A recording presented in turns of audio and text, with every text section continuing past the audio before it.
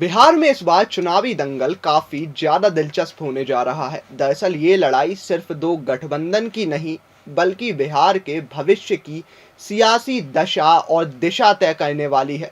एक तरफ सत्ता में काबिज एनडीए यानी बीजेपी, जेडीयू, चिराग पासवान वाली एलजेपी, हम और राष्ट्रीय लोक मोर्चा है, तो वहीं दूसरी तरफ विपक्ष कांग्रेस और आरजेडी, भारतीय कम्युनिस्ट पार्टी, मार्क्सवादी कम्युनिस्ट पार्टी, भारतीय कम्युनिस्ट पार्टी माले और वीआईपी के साथ इंडी गठबंधन है। चुनाव अक्टूबर नवंबर में है, लेकिन चुनावी गर्मी अभी से ही चरम पर है। तो चलिए विस्तार से समझते हैं इस बार की चुनावी तस्वीर, सियासी समीकरण और वो सभी चालें जो इस बार बिहार की सत्ता का पासा पलट कर सकती हैं। चलिए शुरुआत विपक्ष से ही करते हैं। बिहार विधानसभा में फिलहाल इंडिया गठबंधन के पास कुल 111 विधायक हैं। इनमें सबसे ज्यादा संख्या लालू प्रसाद यादव की पार्टी आरजेडी के 77 विधायकों की है। लालू यादव की पार्टी इस बार 155 से 165 सीटों पर चुनाव लड़ सकती है और इसकी रणनीति को और मजबूत करने के लिए अति पिछड़ी जाति से आने वाले मंगनी लाल मंडल को प्रदेश अध्यक्ष बना दिया गया है। आपको याद हो तो मीडिया से बात करते हुए आरजेडी के प्रवक्ता नवल किशोर ने कहा था कि हमारा फोकस जनता से जुड़ना और वोटिंग के लिए उन्हें तैयार करना है। उन्होंने कहा कि आरजेडी की रणनीति इतनी ज्यादा सटीक है कि कोई विपक्षी समझ भी नहीं पाएगा। वहीं अब आरजेडी के बाद अगर बात करें कांग्रेस की, तो कांग्रेस के पास 19 विधायक हैं। एक समय हुआ करता था, यानी 90 के दशक से पहले का समय, जब बिहार में कांग्रेस का वर्चस्व हुआ करता था, लेकिन आज उसका अस्तित्व बिहार में भी ना के बराबर है। हालांकि कांग्रेस माई बहन मान योजना के चलते महिला वोटरों तक पहुंचने की कोशिश कर रही है। पार्टी कार्यकर्ता घर घर जाकर महिलाओं से फॉर्म भरवा रहे हैं, मतदान करने की अपील कर रहे हैं। उम्मीद है कि ये महिलाएं इस बार बाहर निकलकर वोट देंगी, लेकिन सवाल यही है कि क्या इतना काफी है, क्योंकि कांग्रेस के अभियान में वो एग्रेशन और वोट कन्वर्जन की पावर दूर दूर तक नहीं दिख रही है। खैर, अब आते हैं इंडिया गठबंधन के तीसरे स्तंभ यानी वाम दलों पर। तो भारतीय कम्युनिस्ट पार्टी भाकपा माले के 11, भाकपा और माकपा के 2-2 विधायक हैं, यानी कुल 15 विधायक।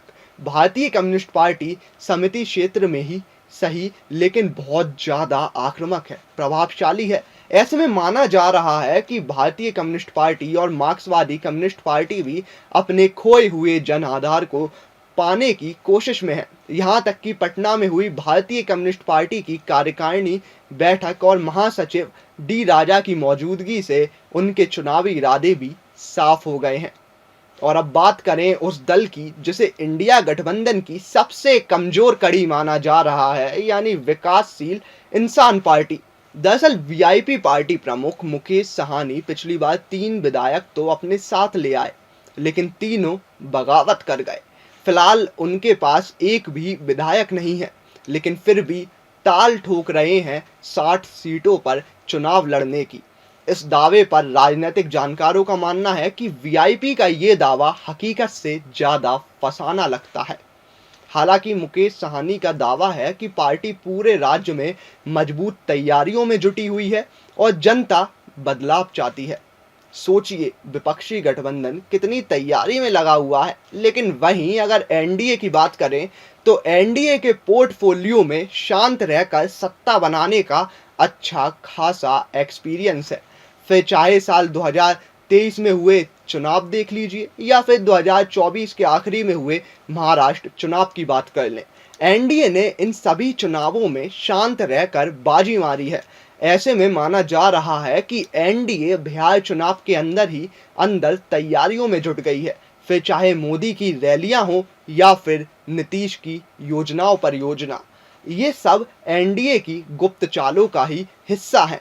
ऐसे में अब देखने वाली बात ये होगी कि क्या बिहार की जनता सत्ता के लिए संघर्ष करने वाले विपक्षी गठबंधन को मौका देगी या फिर एनडीए बिहार में भी सत्ता काबिज कर लेगी। वहीं दूसरी तरफ एक सवाल ये भी है कि क्या वीआईपी जैसे दल जो इंडिया गठबंधन में शामिल हैं, वो इंडिया गठबंधन के लिए फायदेमंद होंगे या फिर सिरदर्द बन जाएंगे। इन सभी सवालों का जवाब कुछ ही महीनों में मिलेगा। लेकिन तब तक के लिए बिहार की सियासत से जुड़ी हर अपडेट और डिटेल्ड रिपोर्ट्स के लिए जुड़े रहिए हमारे साथ। नमस्कार। वीडियो अच्छा लगा हो तो लाइक कीजिए, शेयर कीजिए और कमेंट बॉक्स में हमें ज़रूर बताइए।